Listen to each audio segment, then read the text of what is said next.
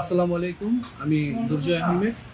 আমি গত 24 July August গণ অভ্যুত্থানে ফ্যাসিস্ট সরকারে স্বৈরাচার সরকারে দোসরদের গুলির আঘাতে নির্মমভাবে আহত হই এবং আমি আমার দুটো চোখের দৃষ্টি হারিয়ে ফেলেছি।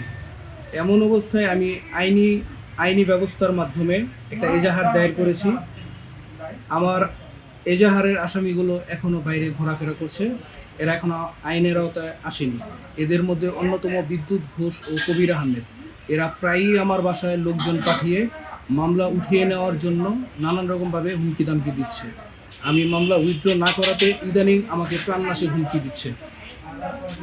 মামলার এজাহারভুক্ত আসামি বিদ্যুৎ ঘোষ এবং কবির আহমেদ। মাননীয় প্রধান উপদেষ্টার দৃষ্টি আকর্ষণ করছি, আপনার যে এই operation devil hunt, Awami fascist সরকারের দোসরদের অ্যারেস্ট করার জন্য আপনার যে এই যে তাগিদ, আমি চাই এই মুহূর্তে আমার মামলার এজাহারভুক্ত যত আসামি রয়েছে সবাইকে আইনের আওতায় আনা হোক। প্লাস এদের মধ্যে বিশেষ করে বিদ্যুৎ ঘোষ এবং কবির আহমেদ, এই দুজনকে আইনের আওতায় এনে কঠোর শাস্তি নিশ্চিত করা হোক। আমি সাংবাদিক ভাইদের দৃষ্টি আকর্ষণ করছি, প্লিজ আপনারা আমার পাশে দাঁড়ান।